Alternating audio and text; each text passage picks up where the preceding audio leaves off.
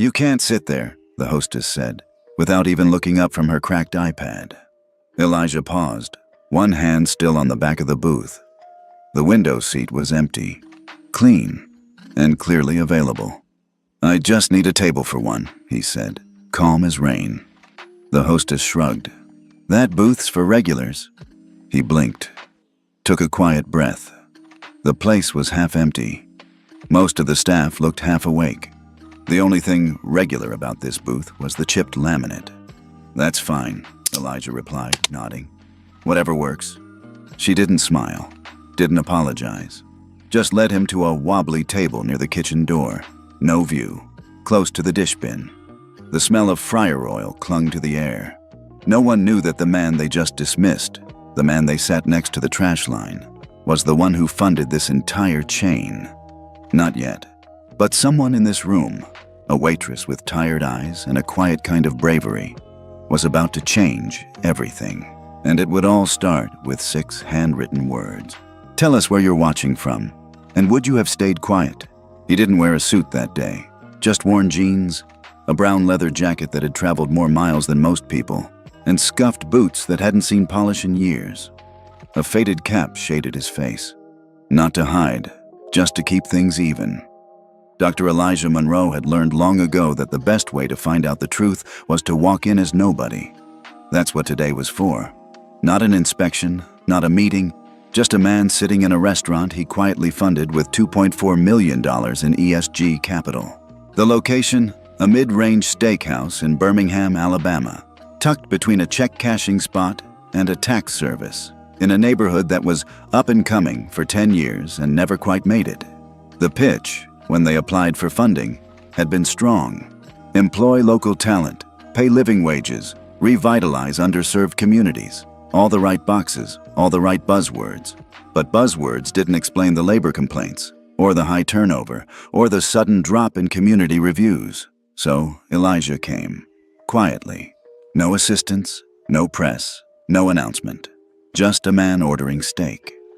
The server arrived 5 minutes later. She moved like someone who'd been on her feet since 10 a.m. White, maybe 28. Hair pulled back in a messy bun. No fake smile. Just tired, guarded, professional. "Afternoon.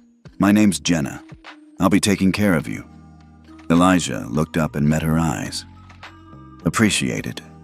She handed him a menu. He didn't open it. "What's decent here?" She paused, glanced toward the kitchen. "Ribeye still solid? Collards aren't canned. Mashed potatoes taste real." He nodded. "Let's do that. Medium rare." "Got it." No small talk, no pitchy upsells. She just walked off. Elijah leaned back and scanned the room again. A man stood near the bar, arms crossed, clipboard in hand, buzz-cut hair, tight black polo. Stocky, watching everything, but not like a leader, like a bouncer at a nightclub that no one wanted to be in. That had to be Bryce, the manager. Elijah had reviewed his name once in a quarterly report. Glowing review from the regional director. Interesting. The steak arrived faster than expected. Cooked right. Warm plate. Clearly the kitchen still had pride, or maybe just one good line cook holding it down. Jenna refilled his coffee without saying a word. Then she placed the check on the table, a black leather folder, folded neatly. She didn't linger, didn't look back, just walked away, steady and calm. But Elijah noticed one thing.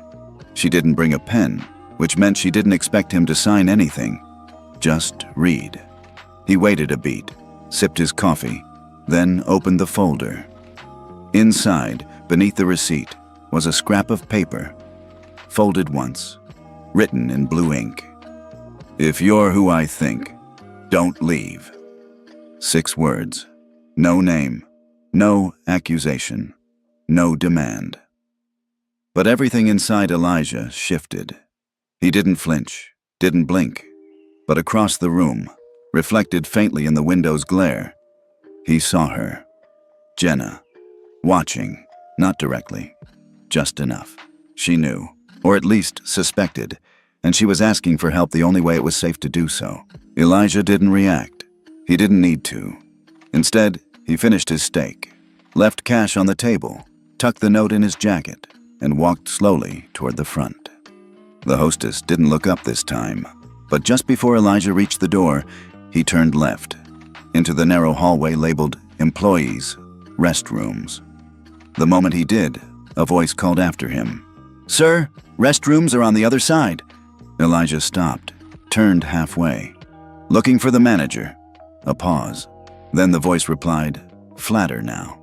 "That'd be me, Bryce."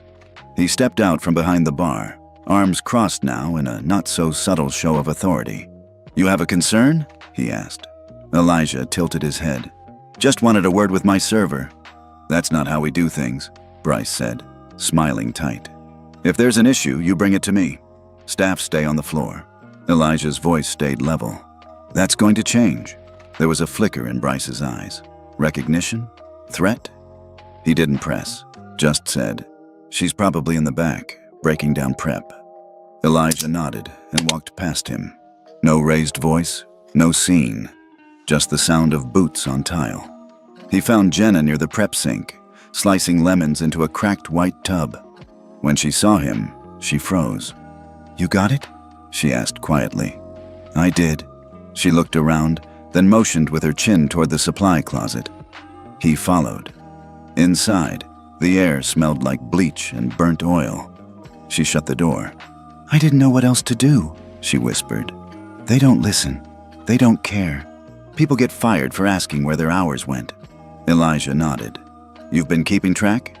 She pulled a folded napkin from her apron. Inside, a silver key, taped behind the fire extinguisher. His locker. There's a black duffel bag. A second phone, maybe more. "Why now?" Elijah asked. She exhaled. "Because I remembered your face. From Tuscaloosa, years ago. You tipped me $100 just for noticing a customer was choking before anyone else did."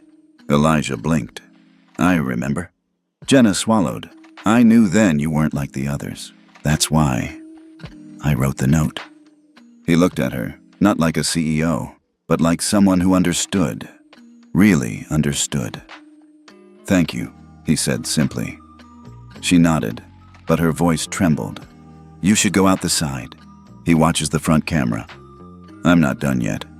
She gave a soft smile, more pain than humor. "Didn't think you were." Elijah slipped the key into his jacket. Before he stepped out, he looked back. "You going to be all right?" She didn't hesitate. "I've made it this far."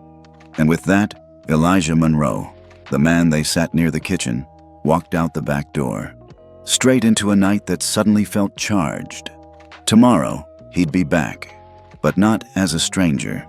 This time, he was coming as the man who wrote the code they broke, and he wasn't leaving quietly. The next morning, Elijah woke to the sound of cheap motel pipes banging through the wall like a warning. He sat on the edge of the bed, staring at the silver key Jenna had given him, taped behind the fire extinguisher. Black duffel bag. Second phone. It didn't feel dramatic. It felt surgical. This wasn't the first time Elijah had dealt with rot beneath polished surfaces, but it was the first time the rot wore his company's name. He dressed the same as yesterday, same boots, same jacket, same cap, because this wasn't a new day. It was unfinished business. By 10:56 a.m., he was parked 2 blocks away from the restaurant. Sunlight was bouncing off windshields like it had something to prove. He waited until the lunch crowd started to build. Not rush hour, but enough movement to blend in. At 11:04, he stepped inside. Same young hostess, same cracked iPad. No greeting this time, just a half-lifted chin and a flick of 2 fingers toward an open booth. "Back again?" the hostess asked. Elijah smiled lightly. "One of those weeks." He sat near the same spot, facing the kitchen. Not hungry, not today. This wasn't about steak anymore. It was about proof. Jenna passed him once with a tray of glasses.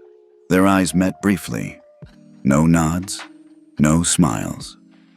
Just recognition.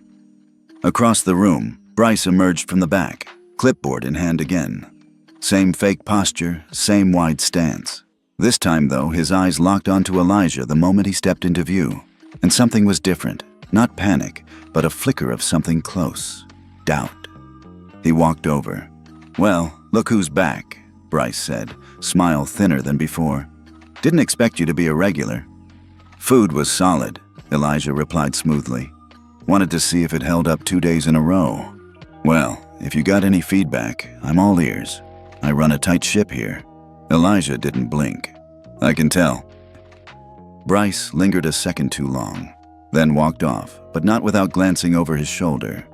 He knew something was off. Elijah waited 10 minutes. No steak, no order, just coffee. Enough to keep up appearances. Then, when the moment was right, he slipped toward the side hallway again.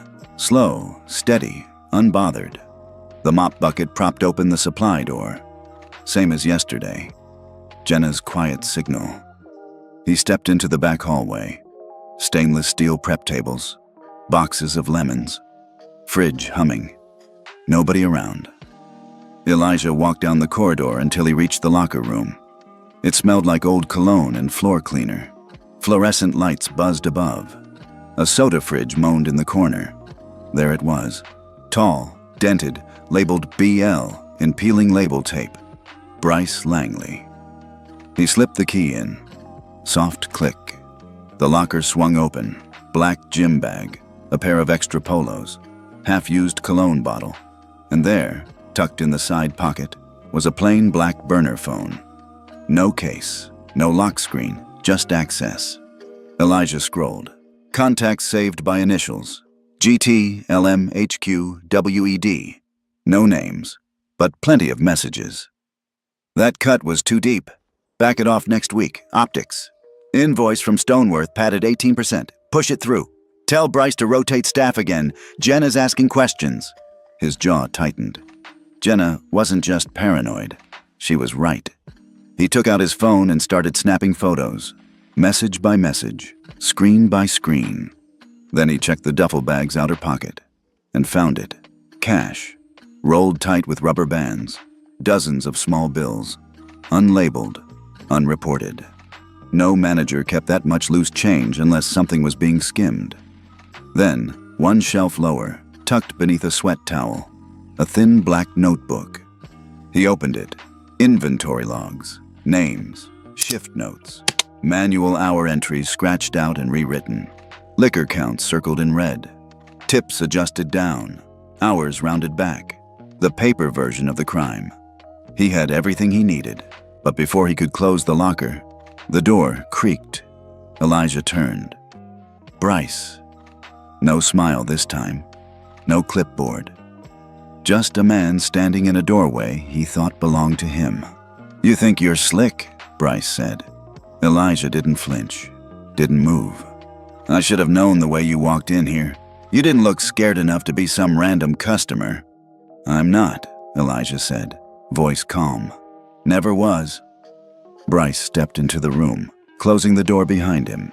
You broke into my locker. That's theft. You're not walking out of here like this didn't happen. Elijah held the ledger in one hand. I'm not walking out as a customer, he said. Bryce narrowed his eyes. I'm walking out as the man who signed the funding that kept this place open. Bryce blinked, took half a step back. Elijah stepped forward. You've been stealing, cooking books, threatening staff, hiding behind tight shirts and tighter lies. You don't know what you're talking about, Bryce snapped. I know exactly what I'm talking about, Elijah said, firmer now. Because I wrote the protocol this restaurant swore it would follow, and you've broken every clause. You want to call the cops? Bryce scoffed.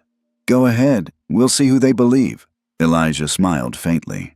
I'm not calling the cops. He slipped the phone and ledger into his jacket. I'm calling me. And with that, he walked past Bryce without touching him. No rush, no fear. Because the truth wasn't in his pocket. It was in the silence behind Bryce's stare. Back at the motel, Elijah spread everything across the desk. Photos, screenshots, the ledger, his own notes. At 3:12 p.m., he opened his laptop and logged into the secure system, Redlock Core. He designed it 3 years ago. A digital backbone of ethics enforcement across 12 ESG funds and 41 cities. Most people thought it was just another compliance dashboard. They had no idea what it could actually do. Elijah tapped in his credentials. The dashboard lit up. He hovered over one button. Flag as non-compliant. A box popped up. Are you sure you want to trigger Redlock Protocol for South Point Hospitality Group, Region 4? This will freeze all ESG funding associated with entity, alert 12 partner funds and 41 municipalities, temporarily delist group from all ethics indexes, initiate 7-day ethics audit across all locations. Elijah didn't hesitate. He clicked yes. The screen blinked once, then again. Redlock activated. The wave had begun. 30 minutes later, his phone buzzed. Unknown number. He picked up. "Dr. Monroe?" a voice said, stiff, uneasy. "This is Harlan Keyes," the man continued. "Regional Director, South Point Hospitality Group." Elijah didn't answer. "We received a notice. Some kind of ethics flag. There must be a misunderstanding." "There's no misunderstanding," Elijah said. "Look," Harlan stammered. "We can talk. No need to escalate. This could damage the entire—" Elijah cut him off. "You let Bryce Langley run that store like a war camp. You ignored every internal report. And now you want grace?" Silence. "You'll get your chance," Elijah said. "During the audit." He ended the call. Didn't say goodbye. Didn't need to. That evening, Jenna stepped outside for her break and found an envelope taped to the back door. No name. Just one word. "Thank you." Inside, a note and a prepaid legal voucher for whistleblower protection. She stared at it for a full minute, then folded it into her apron and walked back inside. Something had shifted. Not just in policy or funding, but in the air. The kind of shift you can't see, but you feel in your spine. Because somewhere out there, the man they treated like nobody had just pushed the first domino, and now the system was about to fall. By the time Elijah stepped out of his motel room the next morning, Redlock had already begun to ripple. Emails, notifications, escalation flags. 12 ESG funds were now reviewing Region 4. 4 partner cities had quietly suspended their next capital disbursements. The chain Elijah had once endorsed as a community-first model, South Point Hospitality Group, had been flagged across the Ethos Core network, and Bryce Langley didn't even know yet. Not officially. Elijah hadn't walked into that restaurant just to expose one bad manager. He came to measure the depth of the damage and to reset the standard. At 10:37 a.m., he pulled into the same parking lot. This time, he didn't stop 2 blocks away. He parked right out front. The hostess wasn't there when he walked in. The shift was changing. Kitchen noise louder now, orders being yelled, plates clattering, staff moving with nervous energy. Jenna saw him first. Her eyes widened for half a second, then settled. Not surprised, just ready. She approached without a smile, without small talk, just a low voice. "You okay?" Elijah nodded. "You?" She gave the faintest shrug. "Depends what today brings." He handed her an envelope. No name, just a corner folded twice. "What's this?" she asked. "Legal protection, and my direct line. If anyone tries anything, you don't call HR, you call me." Jenna hesitated, then slipped the envelope into her apron. "You stirred the pot," she said. Elijah smiled faintly. "I didn't stir it. I just stopped pretending it wasn't boiling." He sat at the same booth. Didn't order anything. Just observed. And within minutes, the shift hit the room. The kitchen line moved faster. The staff spoke in shorter sentences. Even the music, some pop playlist humming low, felt tenser. Then Bryce emerged from the back. But this time, he wasn't faking charm. No clipboard, no tight manager smile. Just stiff posture and a walk that tried too hard to seem in control. He stopped 2 booths away, stared at Elijah like he was trying to solve a puzzle he'd seen before, but couldn't quite finish. "You got a minute?" Bryce asked. Elijah leaned back. "Sure." Bryce slid into the opposite side of the booth, uninvited. "You've been asking around," Bryce said. "I've been listening." Bryce exhaled sharply. "Look, I don't know who you are, but this thing you're doing, it's reckless." "This thing," Elijah echoed. "You mean checking payroll fraud? Illegal tip deductions? Stashed cash? That thing?" Bryce's jaw worked side to side. "I run a tight ship." "No," Elijah said calmly. "You run a fearful one." Bryce leaned in slightly. I don't know what you think you've got, but whatever it is, it won't last. You're not from around here, and you're poking at things you don't understand. Elijah's tone didn't change. I wrote the code you're violating. Bryce blinked. What? I'm not just a funder. I'm the architect of Redlock, the ethics enforcement protocol this chain is legally bound to uphold. Now Bryce's face changed. Color drained. The words finally sank in. You activated it? He whispered. Elijah didn't answer. He didn't need to. Bryce stood abruptly. You're going to ruin lives. No, Elijah said quietly. You already did that. I'm just turning the lights on. Back in the kitchen, Jenna passed him a folded napkin before his coffee refill. Inside were 3 names. Staff members who had either quit or been pushed out after asking questions. Mariah, server, fired for insubordination after asking for back pay. Chris, line cook, saw cash go missing, shift cut 2 weeks later. Devante, busser, told Bryce he was going to HR, never saw him again. Elijah folded the napkin into his jacket. He didn't speak. He was already planning. That evening, a regional group chat buzzed. Managers across the South Point system started whispering. Anyone else get an audit notice? Funding locked on my end. What the hell is Redlock? Bryce says someone's messing with the books. Says it's some investor. Quiet guy. Shut it. Legal said no emails, no texts, nothing in writing. Too late. He already saw it. Elijah read every message, because he still had the burner phone.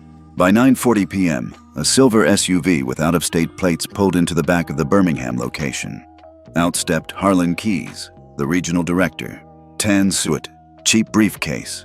That forced confidence most corporate men wear when they know they've lost the plot.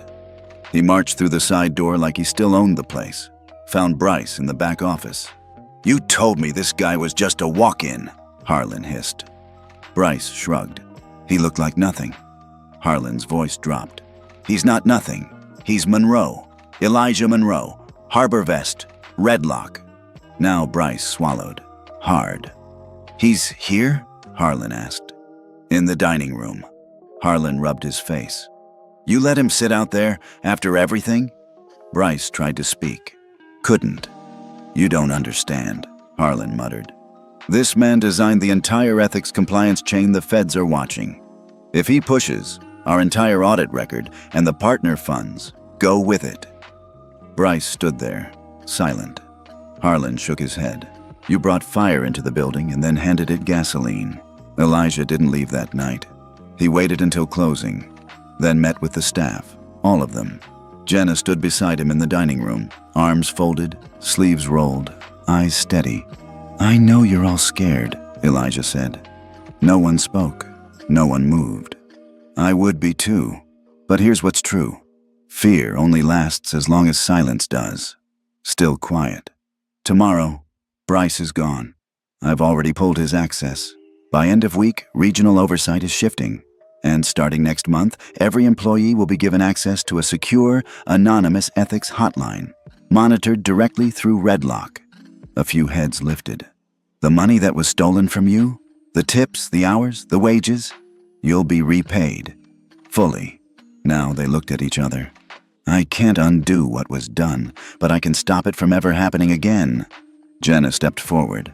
And he means it. I risked my job to speak up, and for the first time, I don't regret it. There was no applause, but there was relief. Shoulders dropped. Eyes softened. A busser in the corner started quietly crying. Because when you've worked too long for too little under too much pressure, sometimes the best sound in the world is someone else finally saying, enough. Outside, as Elijah locked his car door, Jenna caught up to him. Do you ever get used to this? She asked. He glanced at her. What? Fixing broken systems? No, she said, being the only one in the room willing to say the truth. Elijah looked out over the dark parking lot. You never get used to it, he said. You just stop apologizing for it. She nodded, teeth clenched slightly against the cold. Then I guess I better get used to not apologizing. Elijah smiled. You're ahead of schedule. Back in Atlanta, his phone buzzed as he entered his apartment. A message from one of the Redlock partner fund directors. We saw what you did. We need to talk about scaling this. It's bigger than one chain now. Elijah stared at the screen. Bigger than one chain? He already knew that. He'd known that the moment he read Jenna's 6 words. If you're who I think, don't leave. He hadn't. And now, neither would the truth. The next 72 hours felt like a fuse had been lit across the southeast. By Monday morning, 6 other locations under South Point Hospitality Group had quietly lost access to their capital disbursement system. 3 cities, Mobile, Tallahassee, and Chattanooga, issued soft suspensions of municipal partnership agreements, and $14.7 million in ethics-linked ESG funds were frozen pending investigation, all from a 6-word napkin. If you're who I think, don't leave. At HarborVest's headquarters in Atlanta, Elijah sat in a private conference room with 2 screens in front of him. One showed real-time red lock alerts. The other was muted, playing a local news broadcast from Birmingham. The Chiron read, Alabama steakhouse chain under federal ethics review. Staff allege wage theft, discrimination, and tip skimming. Whistleblower protections now active. He took a slow breath. It had begun. Not the media storm. That was inevitable. The accountability, the reckoning, the shift. Later that afternoon, the Redlock core team gathered in the main operations room. Analysts, legal advisors, and partner liaisons. Every screen showed new flags, testimonial uploads, scanned receipts, emails from whistleblowers. Where's this one from? Elijah asked, pointing to a flagged video. Greenville, manager screaming at a busboy for clocking in 5 minutes early. Fired him in front of a full dining room. Another flag blinked red. What's that? Savannah, same script, different face. Tip skimming again. Elijah leaned forward. Start compiling witness overlap. I want a heat map by tomorrow, and make sure Jenna's name is redacted from all outbound correspondence. One of the analysts looked up. She's the waitress? She's the spark, Elijah said. You don't put the match in front of the wind. That night, he received a call from an unfamiliar number. He didn't answer. A minute later, a text came through. This is Bryce. I know you got what you wanted. I just want to talk. He ignored it. Then came another message. I'll go public. You think you've won, but this was personal. I'll say you targeted me. Elijah stared at the screen for a long beat, then replied, You stole wages from single mothers and undocumented kids. You don't get to say what's personal anymore. And then blocked the number. The following morning, a national ethics blog published a leak from an anonymous staffer at Redlock. The man behind the freeze was dining in their booth. Within hours, Elijah's name was trending on social platforms. LinkedIn, Twitter, Threads, Medium. He was undercover? The CEO himself activated the shutdown? How do we get this system in every restaurant chain? Requests started pouring in. From small city governments, from worker coalitions, from 3 senators' offices, all asking the same thing. How do we bring Redlock to our city, our state, our system? But Elijah didn't care about the noise. He cared about Jenna. He met her 2 days later at a quiet cafe in West End. No press, no staff, just them. She sat across from him in a hoodie and jeans. No makeup, no performance, just raw.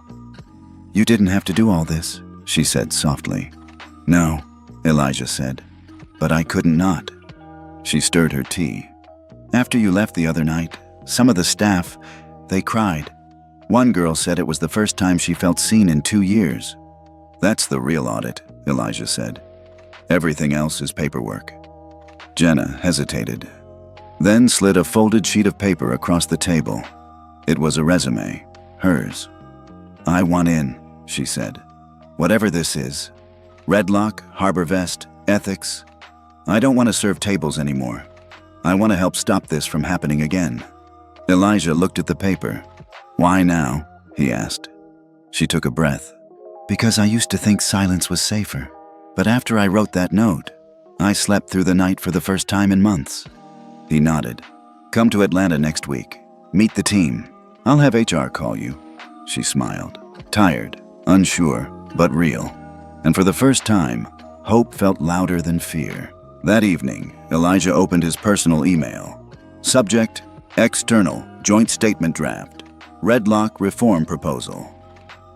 Inside was a document co-authored by 3 municipal mayors and a U.S. ethics coalition. They wanted to propose a national expansion of Redlock tied to ESG funding thresholds. And they wanted Elijah to speak before Congress. He closed the laptop gently, then stared out the window at the Atlanta skyline. He had come into a steakhouse with a quiet hunger, not for food, for truth. And now, truth had teeth. They were cornered, and now they wanted fire. In a cramped office in Montgomery, Bryce Callahan sat with 3 of his old network partners, men who had profited for years under his quiet loyalty model. Now, their accounts were frozen, franchises were flagged, and they were bleeding in public. "This is getting out of hand," one of them hissed. "I had a supplier back out yesterday, said ethical exposure made us too high risk." Another slammed his fist on the table. "Elijah Monroe wants to play God with our livelihood? He doesn't know who we know." Bryce stayed quiet, but his eyes narrowed. He did know who they knew, but more importantly, they had no idea who Elijah really was working with. Meanwhile, back in Atlanta, Elijah sat across from Jenna in the HarborVest policy room. She had just walked him through a handwritten shift schedule from last year. Each name had a color-coded mark beside it: red for fired, blue for forced out, black for workers who had reported harassment, and then, mysteriously, had no shows logged against them.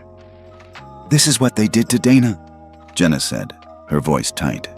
She was a single mom with a 6-year-old, worked doubles. Then one day, Bryce said her drawer came up short, fired her on the spot. "Did she ever contest it?" Elijah asked. "She tried. They claimed she forged her time card. The manager she appealed to was his cousin." Elijah exhaled. This wasn't just a toxic workplace, it was a pipeline of exploitation.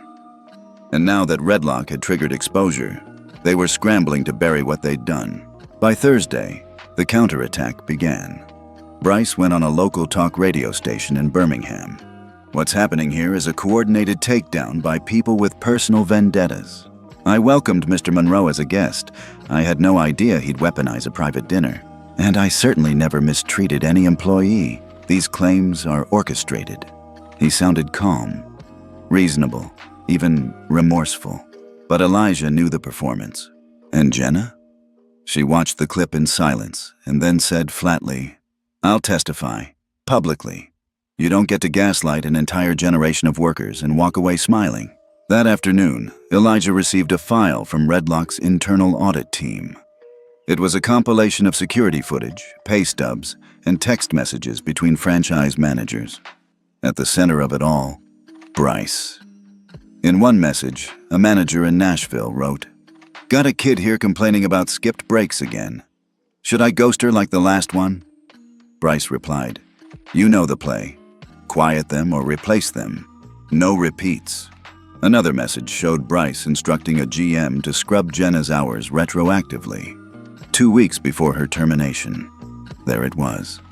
The pattern. The proof. And suddenly, what was once rumor became a case. Friday morning, Elijah walked into a joint meeting with HarborVest Legal and a civil rights law firm. He brought Jenna with him. She wore black slacks, a blazer 2 sizes too big, and a quiet steel in her shoulders. "I'm not doing this for revenge," she said, before anyone could ask. "I'm doing it so the next girl doesn't have to write a napkin and hope someone notices." They gave her the floor, and for 23 minutes, Jenna laid out names, incidents, dates, voices. All of it burned into memory. When she was done, the room was silent. One of the lawyers finally said, "Miss Holt, would you consider going on record as the formal whistleblower for this case?" Jenna nodded, then added, "On one condition." "What's that?" "I don't want hush money. I want a job, somewhere where this can't happen again." Elijah smiled. "You already have one." By sunset, the first official federal ethics complaint was filed against South Point Hospitality Group. Bryce's photo, once polished and proud, was now clipped next to the word investigation. And Redlock. Redlock was just getting started. By the following Monday, the story had outgrown Birmingham. It had outgrown steak. It had become something else. The Redlock effect. 4 more restaurant chains had quietly reached out to HarborVest, asking for private audits. 3 corporate HR departments scheduled emergency retraining calls with their franchise managers. And by noon, the phrase "silent dignity reform" trended at number 3 on Threads. Elijah didn't say a word publicly, but the system was speaking for him. At 9:42 a.m., Bryce Callahan was officially suspended by South Point's board, pending internal review. The announcement was buried deep in a press release about organizational realignment. But workers saw it, Jenna saw it, and when she read the sentence aloud, she didn't celebrate. She exhaled, like someone finally putting down a backpack after carrying it uphill for years. "They're not done," she said quietly. "They're going to spin it like he's just one bad apple, but the barrel's been leaking for a decade." Elijah nodded. "And that's why we're not stopping at Apple." At Redlock headquarters, the dashboard was glowing. Green markers meant resolved cases. Red meant open investigations. Yellow meant cooperation pending. The South Point map was bleeding red. But something new had started blinking. A purple marker. Washington, D.C. Elijah clicked it open. It was a formal letter, encrypted and signed by a Congressional Ethics Committee chair. "We request your presence at a special subcommittee hearing on systemic wage exploitation and ethics-linked capital structures." Attached was a PDF titled, "The Redlock Proposal, Draft Framework for National Adaptation." 2 days later, Elijah stood alone in a private room at Union Station, staring out the window at Capitol Hill. Jenna was flying in that night. Not to testify, not yet, but to witness, to see the thing she helped ignite become real. She had already started a new role at HarborVest, quietly reviewing ethics files with a calm Elijah had never seen before. It wasn't confidence, it was clarity. She was never just a waitress, Elijah had told his team. She was an archivist, a silent historian of injustice. And now, her footnote was becoming federal. Meanwhile, in the shadows, Bryce wasn't staying quiet. He had hired a crisis PR firm, paid a lawyer to release a counter-narrative blog post, framing the Redlock freeze as retaliation by an overreaching billionaire. He even tried to book an appearance on a conservative podcast, but was dropped at the last minute once the producers saw the internal emails. But the desperation showed, and every move he made just reminded the public of one thing. He was the man who got taken down by a napkin. Elijah walked into the Senate hearing room on a Thursday morning in a tailored charcoal suit. No entourage, no press briefing, just the quiet weight of knowing this moment wasn't about him. It was about what came after. Senator Lee opened the session. "Mr. Monroe, thank you for being here. We understand you didn't seek publicity, but your actions have led to measurable impact on corporate accountability, labor dignity, and ESG fund deployment strategy. We want to understand what Redlock actually is." Elijah spoke clearly, plainly. Redlock is a trigger protocol. When patterns of labor abuse are confirmed through independent audit, the system temporarily freezes dispersal of ESG-linked funds and flags the network for internal review. It doesn't punish. It pauses. It doesn't accuse. It reveals. It doesn't replace due process. It accelerates it. One senator raised an eyebrow. "You're saying this wasn't personal?" "No," Elijah said, "but I was hungry." Pause. The room leaned in. Hungry for a system where silence didn't pay better than integrity. The testimony lasted 3 hours. By the end of the day, 2 more senators had co-sponsored the Redlock Federal Ethics Expansion Bill. And Elijah? He walked out without giving interviews. No press line, just one sentence to a Capitol intern who held the door open. "Thank you. We all work for someone." That night, Jenna sat on the rooftop of their hotel, looking out at DC lights, holding a copy of the napkin, now laminated and framed. "It's surreal," she whispered. "It was supposed to be a note. Now it's a movement." Elijah took the seat beside her. "No," he said. "It was always a movement. It just needed someone to write it down." The moment Redlock made headlines, it was only a matter of time before someone tried to break into it. Not physically, but politically, systemically. And that someone was Linton Morrow, CEO of Crestmont Capital. the second largest private equity firm in the ESG space. He had $4.3 billion parked across 19 chains, now under Redlock watch. Too much to ignore. Too much to lose. His plan wasn't loud. It never is with men like him. It was elegant, quiet, measured. He'd been around long enough to know. When you can't beat the trigger, corrupt the trigger holder. Jenna Holt found the first sign of it on a routine Redlock ethics clearance sync. At first, it looked like a timing bug. A batch of ethics scores, normally refreshed every 72 hours, had been manually reset to green just 24 hours after audit. That wasn't protocol. She clicked deeper into the logs. All clearance IDs pointed back to a reviewer named Nathan Rowe, a mid-level clearance engineer in Redlock's outsourced compliance unit. He had access, but not override authority. Unless someone gave it to him. Jenna didn't call Elijah right away. She knew he was still in back-to-back calls with the Senate advisory team, preparing the legislative framework for Redlock's expansion. Instead, she pinged a private Slack thread marked Silent Threads. Internal ethics irregularities. She attached the screenshot and a short message. This score reset doesn't line up. Either we've been infiltrated or someone's selling override rights. Within 3 hours, IT traced the issue back to an external session log. IP matched to Crestmont's Dallas office. That's when she called Elijah. He answered on the first ring. "Talk to me," he said. "We've been touched," Jenna said flatly. Elijah didn't need clarification.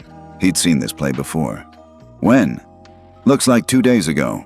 They rerouted the audit paths through an old ethics gateway node, disabled alerts. Very intentional." He went silent. Then, "Is it reversible?" Jenna hesitated. "Yes, but if they touched Redlock once, they'll try again. And if the ethics charter gets compromised before Congress votes?" She didn't need to finish. Elijah already knew. This wasn't about one restaurant anymore. This was a war over who gets to define the rules. The next morning, Elijah convened a private invite-only call with his internal ethics team. Only 5 people. Jenna, 2 Redlock engineers, 1 former SEC investigator, and a man named Jonas Crowley, ex-CIA, now head of breach mitigation at Harbor Vest. He spoke first. "I ran the signature again. The override patch was inserted using a ghost key. That's not random. It's someone who's worked inside Redlock or funded the development from outside." Elijah leaned forward. "You think it's Morrow?" Jonas nodded. "Either him or someone on his direct strategy team. Crestmont has the technical ability and motive. You froze $1.3 billion of his pending ESG deployment last week." Jenna added, "And now he's trying to flip the narrative. He's funding think tanks to say Redlock's killing small business. He's working the back rooms." But Elijah wasn't rattled. He was ready. He pulled a black notebook from his side drawer and flipped to a tab marked Protocol Zeta. "If they want to play games," he said, "we'll give them one." That night, Elijah and Jenna quietly initiated a controlled ethics reversal test across 3 unrelated Redlock-monitored businesses. Each one passed its audit. Each score was confirmed. No false resets, which meant the system still worked, if untouched. Then Elijah initiated the Echo Lock, a silent surveillance trigger that recorded all override attempts in real time, without notifying the user. Within 48 hours, 3 more override attempts came from the same Crestmont-linked IP range, 2 disguised through dummy LLCs. They were scrubbing failed ethics audits for food delivery chains with known labor violations. It was enough. Elijah had what he needed. By Friday, a formal Redlock report, titled Tamper Protocol, Unauthorized Score Manipulation in Ethics Infrastructure, landed on the desks of the Senate Ethics Subcommittee, the SEC, and the Department of Labor. Attached was a short memo. This breach attempt was not accidental. It was strategic, calculated, and funded. We request an immediate joint investigation into ESG abuse and override for hire models tied to Crestmont Capital and related actors. Linton Morrow didn't expect it to go public. He expected silence. Instead, he woke up Saturday morning to see his name trending number 2 on Threads. Override Empire worse, the story had legs. Because the leak hadn't come from Elijah. It had come from Jenna. She had quietly sent an encrypted version of the audit logs to a former co-worker, now a labor reporter at the Washington Tribune. She didn't need credit. She needed it exposed. And when Elijah found out, he didn't scold her. He sent her one message. You did the right thing. This was never just about steak. The same day, multiple federal agencies announced an inquiry into Crestmont Capital's ESG reporting practices. Morrow's legal team went on full lockdown. He issued a terse 9-word press release. We deny all wrongdoing. We will fully cooperate. But it was too late. The ethics war had gone public. And for the first time in years, people weren't just asking where their food came from. They were asking who paid to make silence possible.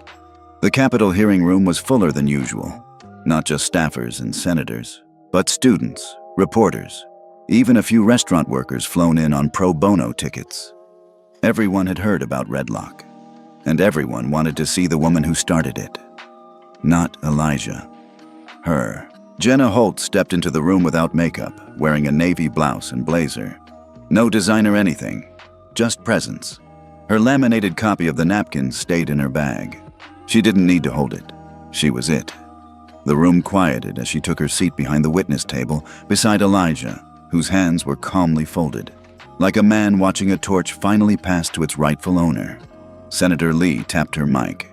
Ms. Holt, you're not a lawyer, correct? No, ma'am. You're not a lobbyist? No. You're a waitress. Jenna met her eyes, calm, steady. I was. What followed was one of the shortest and most powerful testimonies ever given in that room. No theatrics, no dramatic speeches, just this. I didn't plan to start anything. I wrote what I saw. I was tired of watching people cry in the break room, tired of managers cutting pay without telling us, tired of fake smiles just to keep our jobs. I didn't know who he was when I handed him the note, but I knew I couldn't stay silent one more shift.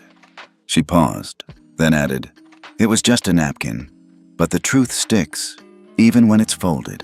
Elijah didn't say a word the whole time. He just watched.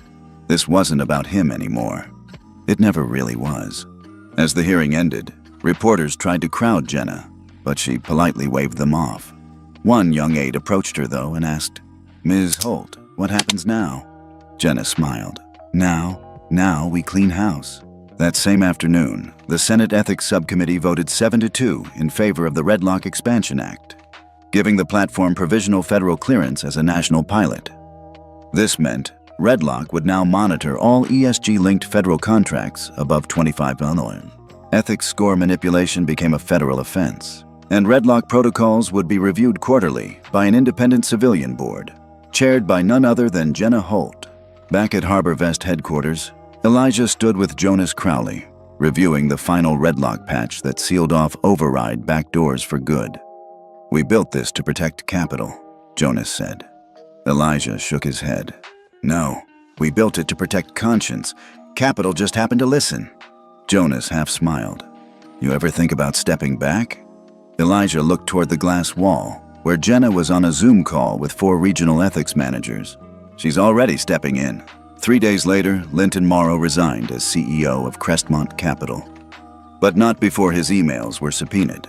Not before it was revealed he paid $780,000 to a third-party consulting group that specialized in algorithmic audit flexibility, code for ethics tampering. And not before 3 of his portfolio restaurants shuttered operations following walkouts inspired by Jenna's testimony. No tweets, no statements.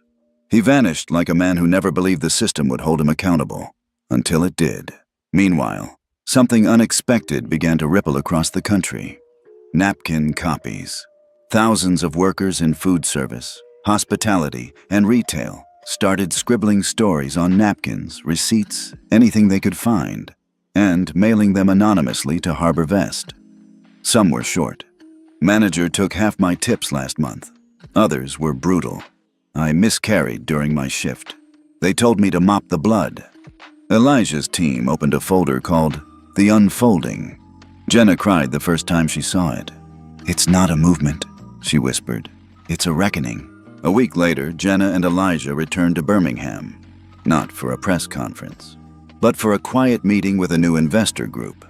HarborVest had just approved a new fund, the Silent Dignity Portfolio. $120 million set aside for worker-owned food and hospitality ventures. And the first location to receive support? The same restaurant where it all started. Now renamed the Napkin Table. Jenna insisted on it. As they stood outside the remodeled space, a teenage girl with a curly ponytail and apron opened the door. "You two coming in? We got steak," she grinned. Jenna laughed. "Only if I can write something on a napkin first." Elijah smiled and nodded. This time, it wouldn't be a warning. It would be a welcome. Let them sit wherever they want.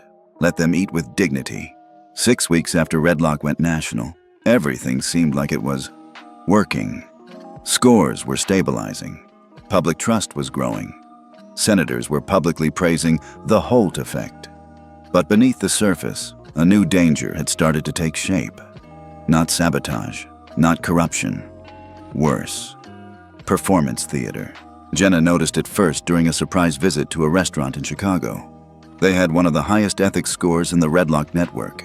Too high. From the outside, everything checked out. Smiling staff, clean tables, a manager with a firm handshake and a Harvard Business School mug on his desk. But halfway through lunch, something felt off. One of the servers, Shay, never made eye contact. She flinched when the manager walked past. Her smile was glued on. When Jenna asked for extra napkins, Shay leaned in and whispered, "They only act nice when someone from Redlock shows up." Then she dropped a receipt folded 3 times. Inside was a single line. "We're trained to say the right things. Please don't trust the scores." That night, Jenna didn't sleep. She paced her small apartment in Atlanta, flipping through Redlock's most recent audit batch. None of it made sense. How could ethics scores be so high if staff felt this unsafe? She called Elijah at 1:23 a.m. He answered on the second ring. "I was hoping I was wrong," she said. He didn't ask what she meant. He already knew. By morning, Elijah had pulled audit data from 47 top-rated businesses across the country. And something was wrong. Over 60% had ethics scores above 90, yet staff turnover rates were 3x the national average. And most of the positive feedback came from internal survey templates. Templates written by the management teams themselves. "This is Redlock theater," Elijah muttered. Jenna looked stunned. "They're gaming the system, not by hacking, but by learning how to look ethical. And that," Elijah said quietly, "is more dangerous than corruption." They called an emergency meeting with the Redlock Oversight Board the next morning. Jonas Crowley, who'd been running counterintelligence for the platform, presented his findings. At least 19 companies now employ compliance actors, part-time staff brought in for audits. Some train permanent employees on how to perform well during inspections. Others stage fake positive interactions for surveillance reviews. There's even a consulting firm in Austin advertising audit playbooks for Redlock scoring. Jenna sat in silence, then finally asked, "What do we do when they turn ethics into theater?" No one answered, because no one had ever planned for this. That night, Jenna drafted a private memo. From ethics to optics, the rise of the clean lie. She didn't send it to Elijah. She needed to test it first. So she flew back to Birmingham, to the Napkin Table. No press, no staff warning. She simply walked in, ordered a coffee, and sat quietly by the window. She watched the staff interact, watched who looked exhausted, who looked real. Then she walked into the break room. One server blinked, caught off guard. "Oh, I didn't know you were visiting." Jenna smiled. "That's the point." She looked around. No training posters, no cue cards, just a beat-up corkboard filled with actual notes, messages of support, ideas, apologies, handwritten and thumbtacked like a wall of living honesty. She knew then, this was the blueprint. The next week, she presented her solution to the Redlock board. "We don't need to change the tech. We need to change how we listen. The system should reward not just clean performance, but vulnerability. From now on, any business with a Redlock score above 90 will be subject to silent audits. No warning, no prep. Second, we're creating a worker echo board, a panel of frontline employees from across industries, rotating quarterly, who will review audit patterns and identify red flags that machines miss. And third, she finished, we're banning any third-party consulting firm from offering red lock optimization training. Any business caught using one will face immediate ethics review. There was pushback, of course. Several executives warned about excessive oversight. Some threatened to pull Redlock from their compliance stacks. But Elijah backed her. All systems are flawed, he said. But if your only problem with this upgrade is that you'll get caught performing, maybe you were never ethical to begin with. The vote passed, unanimously. 2 weeks later, Redlock ran its first unannounced ethics audit under the new policy. Jenna watched it from her laptop at home. One of the top-rated chains failed in under 6 minutes. The surveillance AI caught a manager threatening to dock tips, a staff member being timed in the bathroom, and a forced volunteer shift scheduled off the books. The company's score dropped 42 points in a single day. Within hours, Redlock was trending again. But this time, not as a watchdog, as a mirror. The system doesn't punish imperfection, Jenna tweeted. It punishes the lie that it's not there. That same night, Jenna returned home to find a package on her doorstep. No return address. Inside, folded once, was a plain white napkin. On it, I left last month. I didn't speak up then, but I see what you're doing, and it matters. Thank you. No name, just the initials. MJ. Jenna sat on her steps for a long time. Quiet. Still. She thought about Elijah, about Shay, about every whisper that never made it to a microphone. And she thought, maybe power doesn't corrupt. Maybe it just reveals who really wants to stay clean. The National Ethics Charter was set to be signed in less than 48 hours. 3 federal agencies, 12 major ESG investment firms, 41 participating cities, and one name, Jenna Holt, stamped across the front page as co-author. It should have been a moment of pride, but instead, she sat frozen at her desk, reading the email. From Senator Alicia Grant. Subject: urgent. Please confirm this is not you. Attached, a blurry screenshot. A woman who looked exactly like Jenna. Same frame, same hair, smiling behind a restaurant counter.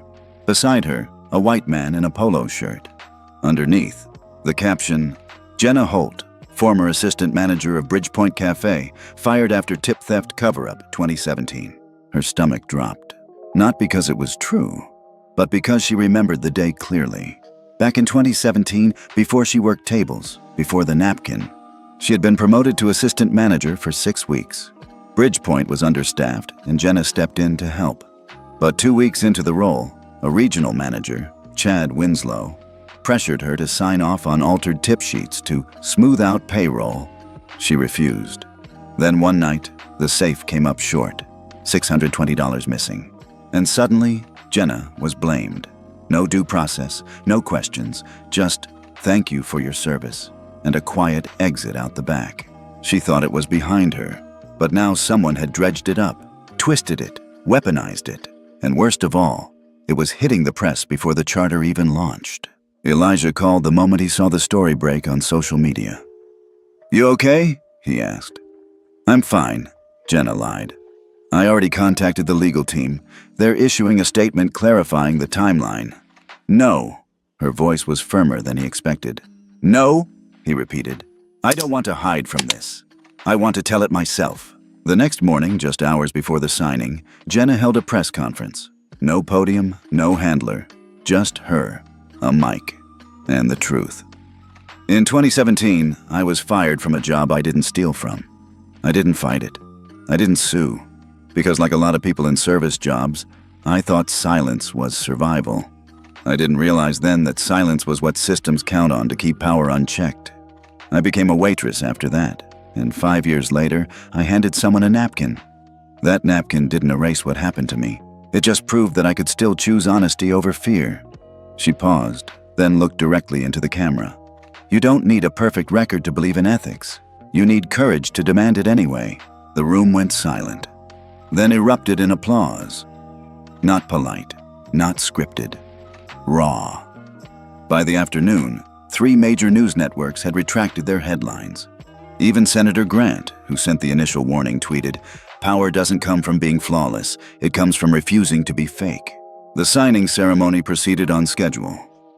Elijah wore a gray three-piece suit. Jenna wore a dark green dress with no brand tag and the same flats she'd worn to work 6 years ago.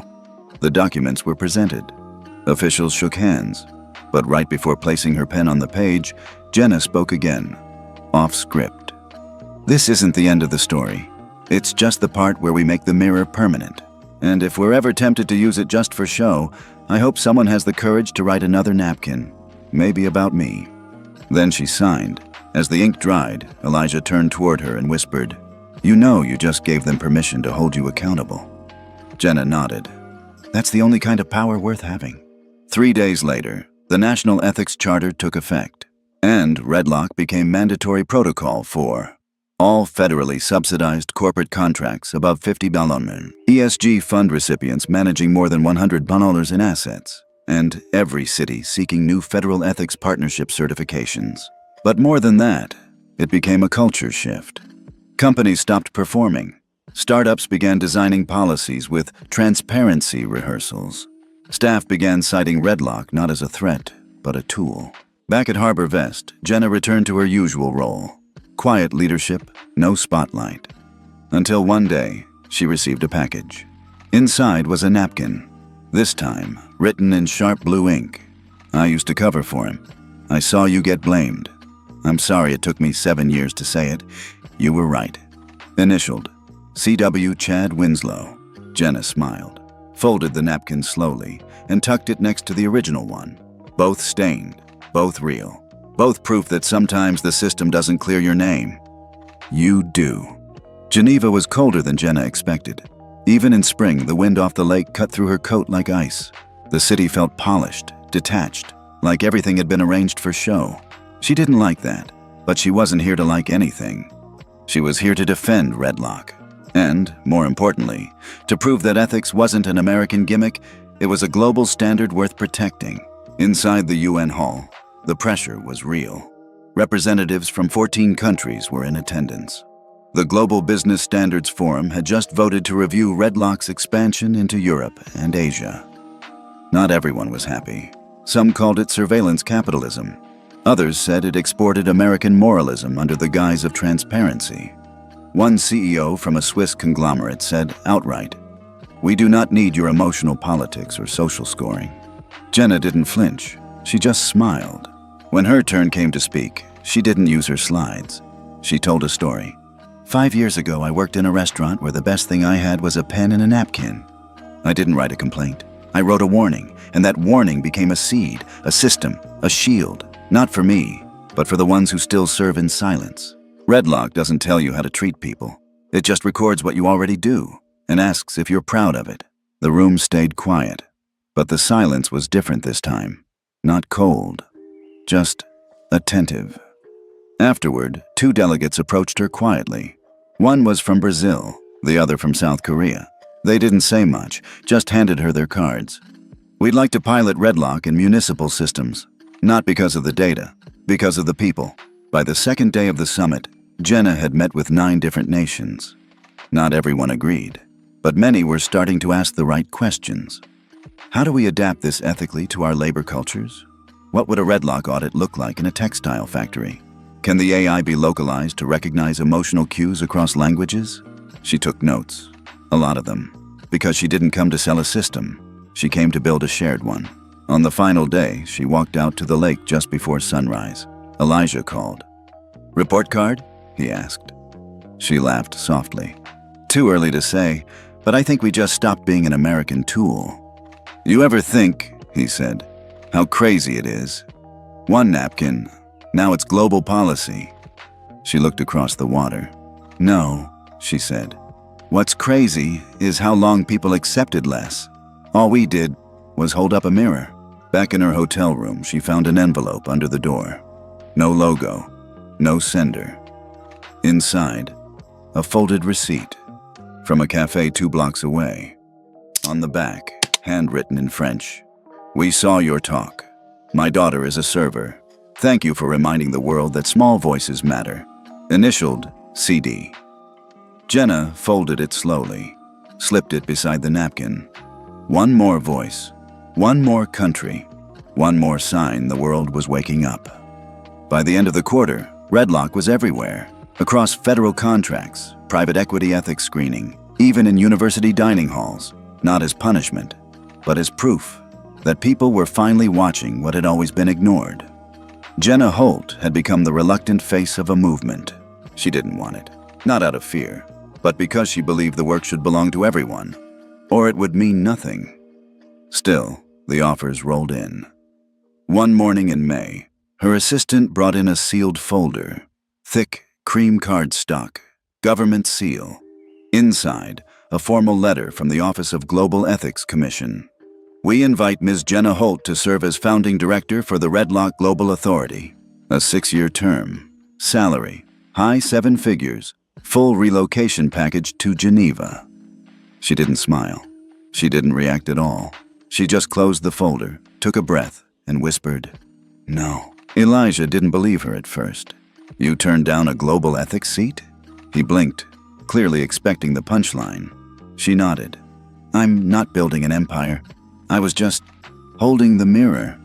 He sat back, studying her. "You know this won't make sense to people." "Then maybe," she said gently, "they were never the ones I wrote the napkin for." Instead of packing for Geneva, Jenna took a trip back home. Not to the city, but to the diner where it all began. Bridgepoint Cafe, now under new ownership. Still smelled like burnt coffee and lemon soap. She walked in slowly, wearing jeans and a windbreaker. No entourage, no fanfare. A teenage hostess glanced up from her phone, then did a double take. "Oh my God," the girl whispered. Wait, are you her?" Jenna smiled. "I used to work here, a long time ago." They let her sit at the counter. Same seat where she used to take her 5-minute breaks between shifts. The new manager came out and offered her a free meal. She declined. "I'd rather pay," she said. "Makes it real." Halfway through her coffee, a young server approached. Shy, maybe 19. Nervous hands. Name tag said Maya. She hesitated, then held out something folded. A napkin, not written on. Just offered. Jenna looked up. Maya spoke quietly. "I don't know what I'd write on it yet, but I figured maybe you'd know when I do." Jenna's throat tightened. She took the napkin, folded it again, and whispered, "When you're ready, write it loud." The next morning, Jenna published an open letter. Not on TV, not through a PR firm, just on a plain text blog, posted at 5:12 a.m. No headline, no logo, just this. "I'm not taking the seat. I'm taking the mirror back to where it belongs, in the hands of those who see what we pretend not to." I didn't create Redlock. I created space for someone to finally say, "That's not okay." And I will never let this system be turned into a throne, because ethics can't be ruled, only revealed. Let this be a reminder, not of power, but of choice. You don't need a title to hold someone accountable. You don't need a suit to protect what's right. You just need one clear moment where you don't stay silent. Write your napkin, pass it on, burn the old system if you have to, but don't ever forget, the seat you give up might be the one someone else finally sits in with dignity. J.H. The post went viral in 6 hours, translated into 19 languages within 3 days. The global position she declined? Now split among 5 ethics ambassadors from 5 different continents. Each one had a different story, a different voice, and all of them carried one item on their first day: a folded napkin. Back in her apartment, Jenna sat alone on the floor of her living room. No shoes, no press, just a small glass box beside her. Inside, 6 napkins. Each one marked a moment. One from Elijah, stained with coffee and the words, "I see you." One from Maya, blank, waiting. One from Chad Winslow, the apology. One from the Brazilian delegate. One from her own first note, the original spark. And one from herself, new, just written. "I'm not done. I'm just quieter now, because silence, when chosen, can be strength, not survival." As the sun faded through the window, she stood, folded the box closed, placed it on a shelf, and then walked into the world again. No badge, no crown, just someone who had the courage to notice what others ignored, and the wisdom to step aside when the work needed to go on without her. You ever had a moment like that? Where someone saw you, really saw you, when the world looked right past you? Tell us where you're watching from. And, more importantly, if you had one napkin to write the truth, what would it say? Let us know in the comments. And remember, dignity doesn't need a title. It just needs a voice. This has been a Telltale Story. We'll see you in the next one.